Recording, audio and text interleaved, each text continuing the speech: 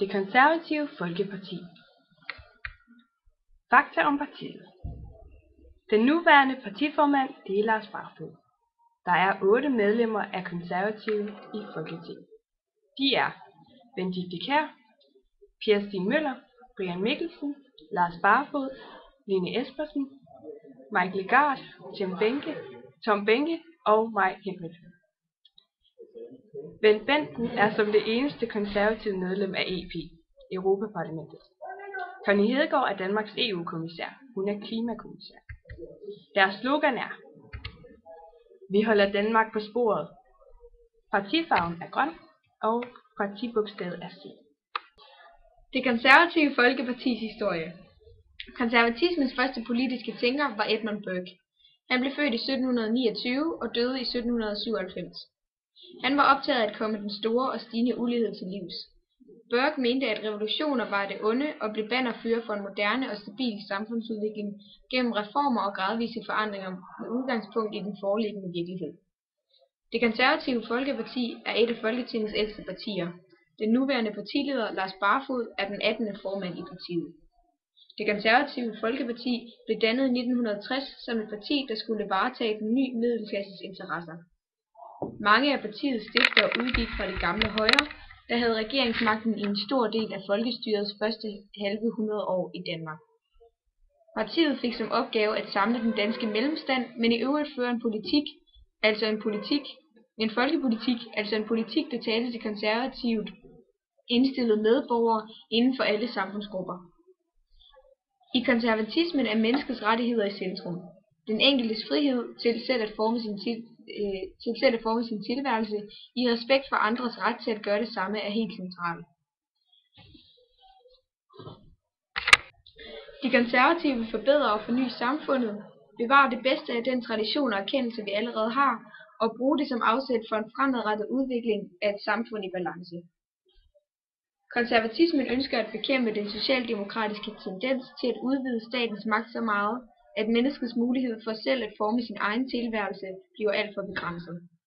Den konservative tilgang til forholdet mellem menneske og samfund betegnes derfor som frihed under ansvar.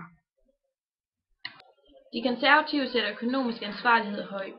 De vil styrke erhvervslivet, så der kan komme vækst. Derfor vil de stoppe gælden og styre den offentlige økonomi stramt. Partiet går ind for høje straffe for kriminalitet. Folk skal kunne føle sig trygge både i og uden for deres hjem. Men de kriminelle skal også have hjælp til at komme ud af kriminalitet. Skatten skal sættes ned, så ingen betaler mere end halvdelen i topskat. De skal nemlig kunne betale sig at arbejde og gøre en ekstra indsats. De konservative mener, at alle har pligt til at klare sig selv, hvis de kan, men samfundet har derfor pligt til at hjælpe dem, der har brug for hjælp. Den typiske konservative vælger er de pensionerede og mænd, der arbejder i den private sektor eller er selvstændige.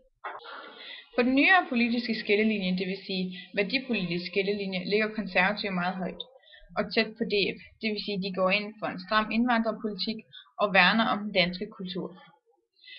Trods dette er de dog stærke tilhængere af EU og går ind for forslag, som kan fremme den danske kultur og udvikling. Økologi og miljøet er ikke noget, som vægtes højt i deres politiske program.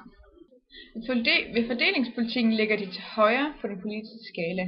Det vil sige, at de er meget højreorienterede med hensyn til skat, hvilket også stemmer over med deres ideologi om, at mennesket skal have frihed.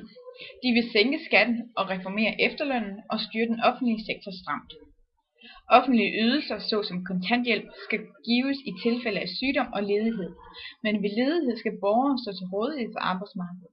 De offentlige ydelser må ikke betyde, at det ikke kan betale sig at arbejde. Ifølge Downs teori vil de danske partier være mediansøgende, det vil sige, at de vil være for at opnå flest vælgere, vote seeking, skal de have politiske holdninger, både som er venstreorienteret og højreorienteret. De skal stadig holde fast i deres egne ideologier, men det duer ikke at være meget ekstremistiske i sine holdninger, da det ikke vil ramme en stor vælgergruppe. I konservatives valgvideo ses en børnefamilie med mor og far, der begge arbejder. Familien kan selv forsørge sig selv, og de viser, at de vil styrke erhvervslivet. For at fremme deres egne idéer sammenligner de sig selv med S og SF's idéer. Lars Barfoed virker troværdig og ærlig med gode intentioner. De påpeger, at de socialistiske partier vil gældsætte Danmark ved at hæve det offentlige budget, mens konservative vil styrke Danmarks konkurrenceevne og give dem mere frihed. Reklamevideoen fokuserer meget på fordelingspolitikken og ikke værdipolitikken. For eksempel ses intet af det nationalistiske eller deres holdning til indvandrerpolitik. Det konservative Folkeparti er et faldende parti, da Liberal Alliance er bedre til at promovere deres holdning til erhvervslivet, og DF er bedre til at fremvise deres holdning til indvandrerne. Dermed kommer konservative i skyggen af både DF og Liberal Alliance. Konservative har flere gange dannet regering med Venstre. I de gange har Radikale fungeret som en enkelt gang som støtteparti. Senere er Dansk Folkeparti og Liberal Alliance begyndt at fungere som støtteparti til regeringen. Men grunden til, at Radikale ikke fungerer som støtteparti længere, er fordi, at Dansk Folkeparti og de Radikale ligger så langt fra hinanden i værdipolitik. SU'en er i Danmark et meget aktuelt emne, og også de konservative har markeret deres holdning her.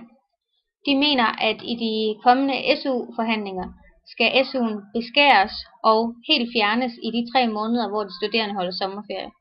Dog mener de, at der bør være mulighed for at få SU, hvis man tager ekstra sommerferie. Ifølge regeringens tal vil det forslag kunne, hvis det forslag bliver realiseret, vil det kunne give ca. 2,9 milliarder kroner årligt ekstra. Et andet aktuelt emne er nytårstalen, som statsministeren holdte. De konservative mener ikke, at statsministeren gjorde det godt nok med hensyn til den. De mener, at der bør være flere konkrete løsninger i en nytårstale. De vil gerne have, at statsministeren kommer med forslag til, hvordan vi skaber flere arbejdspladser og styrker velstanden i Danmark.